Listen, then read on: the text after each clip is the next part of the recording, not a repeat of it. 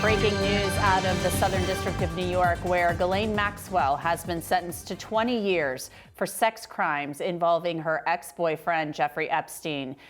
Ghislaine Maxwell was convicted of procuring women and young girls, young women, for Jeffrey Epstein so he could sexually abuse them. There's no other way to put it. And Michael Bryant of the Law and Crime Network was actually down there at the federal courthouse for this sentencing. So Michael, tell us what was going on. What did it seem like? What did the mood seem like when Ghislaine Maxwell received that 20-year sentence from Judge Nathan?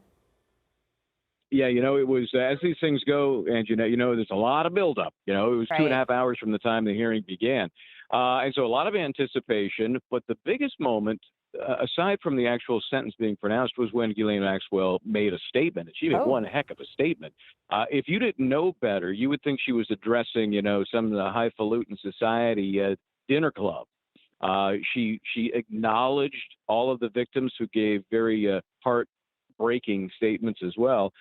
She acknowledged that Epstein is an animal and a monster, and he manipulated people. Bottom line is, she came off as, hey, I'm just one of you.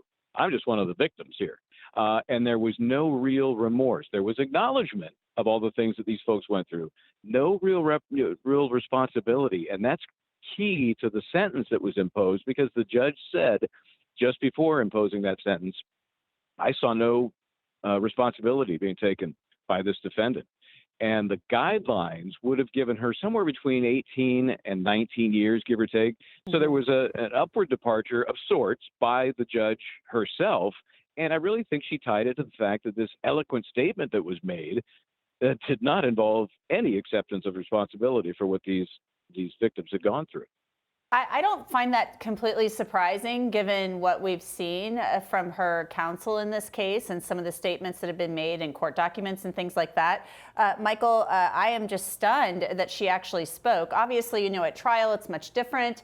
You have a Fifth Amendment right. You don't have to get up there and testify and incriminate yourself, possibly. But still, the fact that she spoke at sentencing and painted herself as a victim is stunning to me. Prosecutors actually wanted 55 years. They wanted an upward departure. So, wow, I'm just absolutely floored by what you're saying. Tell us a little bit of what what did the victims in this case have to say? I can only imagine.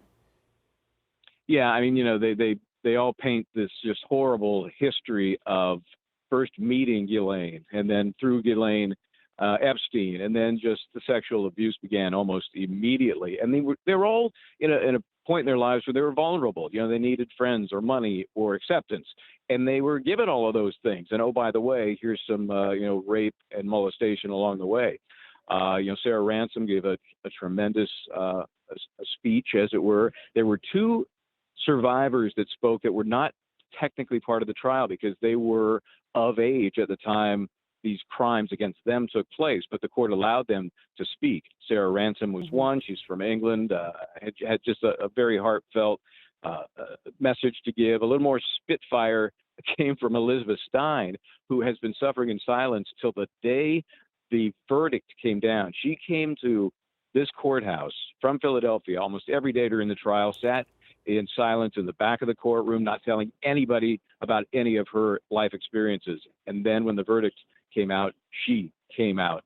And we're going to have a great opportunity to chat with her and share that with our Law and Crime audience a little bit later. So they both shared one core message, which was, you beat us down, you broke us, but we're still here, and we're coming back strong, and you can't take that away from us. Mike, did you see any type of reaction or hear, how sometimes you can just hear it in someone's voice from the judge, or was the judge just pretty matter of fact about this? Did the judge have any words for Ghislaine Maxwell? Yeah, this judge is very matter of fact, and she was, and as close as she got to being what I would say is emotional or even irate was in her reference to Ghislaine not really showing any sort of responsibility. But all in all, and we've seen some fiery judges pronounce some fiery sentences, she really wasn't in that category. It was pretty straightforward. She dotted all the I's, crossed the T's, and took quite a while to go through everything leading up to that pronouncement of the sentence. Well, Michael Bryant, you were the guy on the scene there. So is there anything we haven't covered that you think is important? Because I'm sure there was a lot going on and a lot to take in as you're watching this proceeding unfold.